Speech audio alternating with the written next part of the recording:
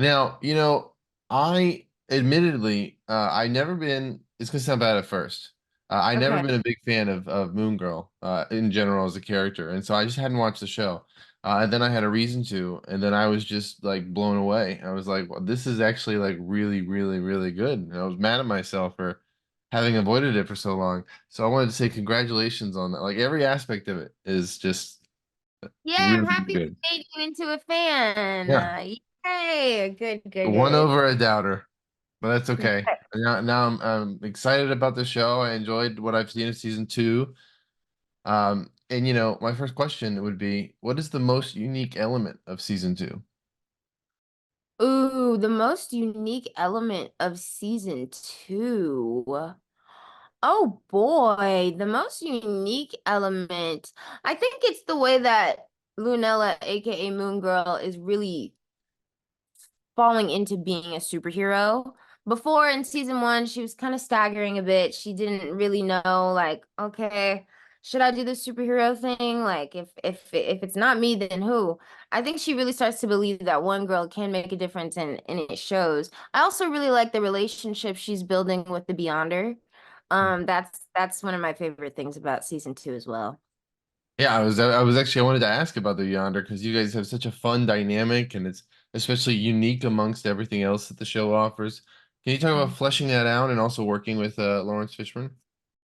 Ooh, working with Lawrence has been cool. He's such a nerd when it comes to the comic book stuff, and he loves the comic book stuff. I remember at one Comic-Con, he had his daughter going around the convention picking up all the little comic books that he wanted from different shows. But he's insane to work with just by him being Lawrence Fishburne. I mean, he's an icon. But it's been incredible. Yeah, like I said, I enjoy watching their relationship grow because it started off a bit rocky and now they're becoming friends in a way. But working with Lawrence is really cool. He geeks out on the comic books. You can tell he's really passionate about the show. And he said one thing to me, like, if you can't see it, you can't be it. And I feel like that's what Moon Girl represents. The one girl can make a difference. Just the diversity in the show is amazing to see. So I'm happy that it's getting a good response. I'm definitely trying my best to spread word about it. Um, Yes, thank you. and another part of the show that is really amazing is the soundtrack. I Yeah. still have songs of it just on repeat. Can Mhm. you talk about like what your favorite song is, and were there any deleted songs that maybe we haven't seen? Oh my goodness. Raphael Sadiq is the executive producer of all the music. And when I tell you, I'll listen to the songs and be like, how on earth am I going to do this justice? There'll be words in there that I'm just like, this is very sciencey. Oh my God. And then we eventually get it. Um, I don't think that I wouldn't know as far as like deleted songs, but there's this song in I think it's the episode where we travel into Devil's body. Hmm. It's the best friend song. For some reason that was stuck in my head for just days, but every song, I mean, another song that stands out for me is the theme song, of course. And it's been an honor to get to sing on the show as well. Yeah. I meant to ask this when we were talking about Lawrence Fishburne, but in general, when you are doing the voice recording, are you ever recording with other actors, or is it all generally separate? Yeah, I've gotten to record with Libe, who plays Casey in the show.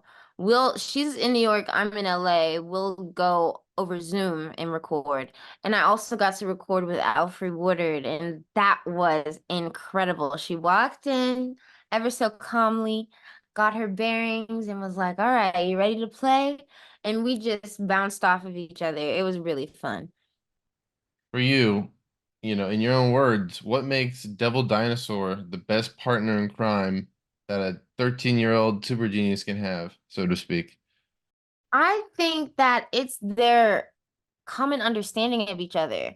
Like Lunella takes the time to learn his language and really like understand him because he is the muscle behind her, you know? Like imagine seeing, a 13-year-old girl and then bam, there's a dinosaur right behind her. I think that it's their friendship, it's their love for one another, and knowing that like they all they have is each other.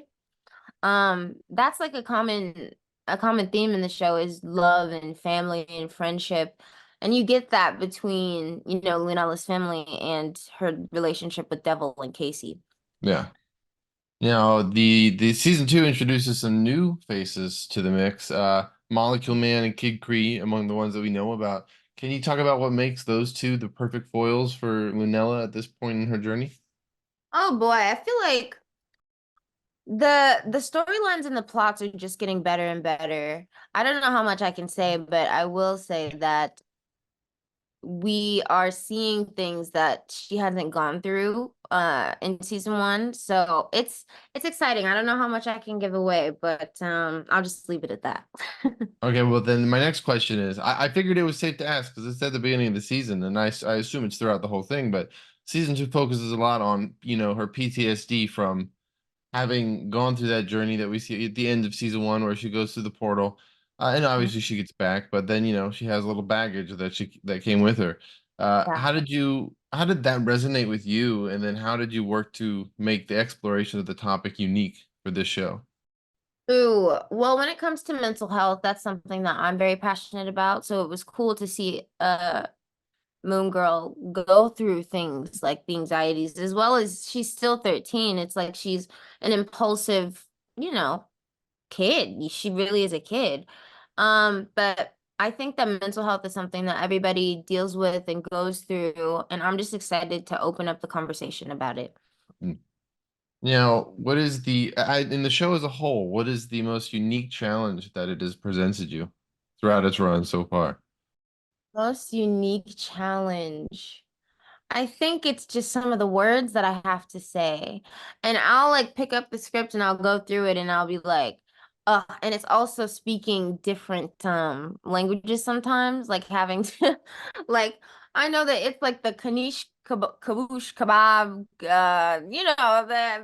kanish niche, the Yeah, kanish that's niche. I'll have to say that 10 times over. It's like certain things don't fit in my mouth properly, but I think that that's been the most challenging part for me. It's just Mhm. getting the words out. What superhero guest stars would you want to see on the show? We've had Um, like Sam Wilson appear very briefly, we had Maria Hill. Who do you mhm. want to see? I want to see Spider-Man. I'm a big Spider-Man fan, big Miles Morales fan as well. I would love to see that collab happen. Now, on a similar note, what superhero do you think Lunella might have trouble connecting with or working with at all? Oh, well, I mean, I don't think there would be one because she started off on bad terms with the Beyonder and they got to a place of understanding. So if she can conquer the Beyonder relationship, I feel like she could do anything. And Yeah. she can. I believe that she can.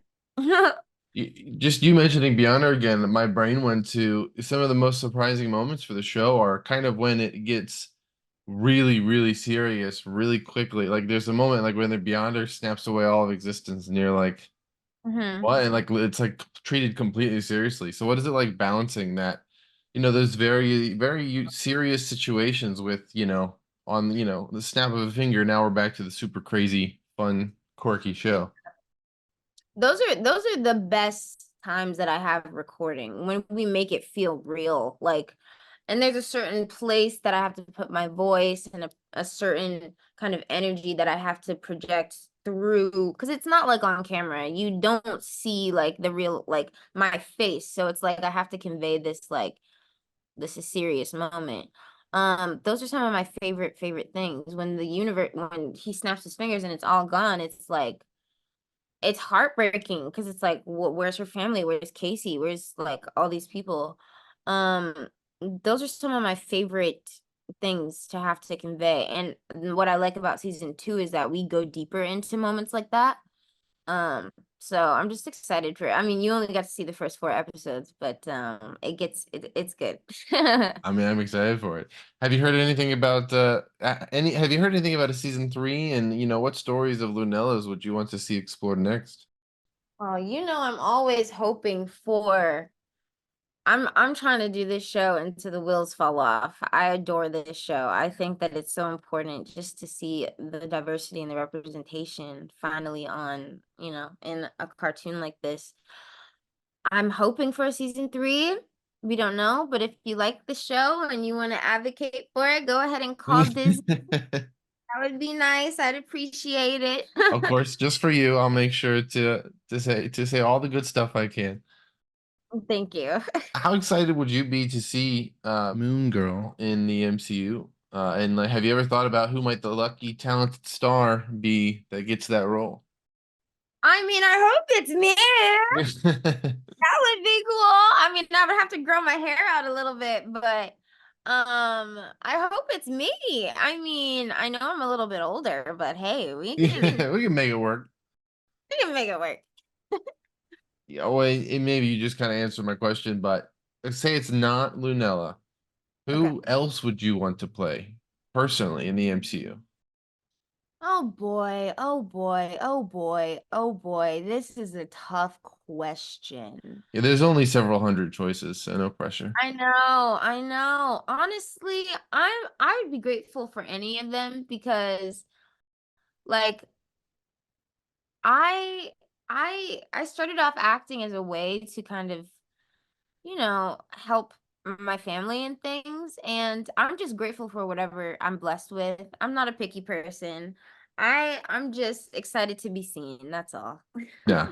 Yeah, my last question for you is what would you say to those who have not yet given the show a chance to, Ooh. finally jump in the deep end of the pool and try it out with season 2 coming around the corner? I would say if you want a show that's about love, family, friendship, that's exciting, that's colorful, that has great music. You can turn it on for your kids, you can watch it alone. There's no real age range. You can see yourself represented in a show like this. And it's just all around a great show. And if that doesn't tell you enough, we got nominated for 8 Emmys and we took home 5. So Well just deserved.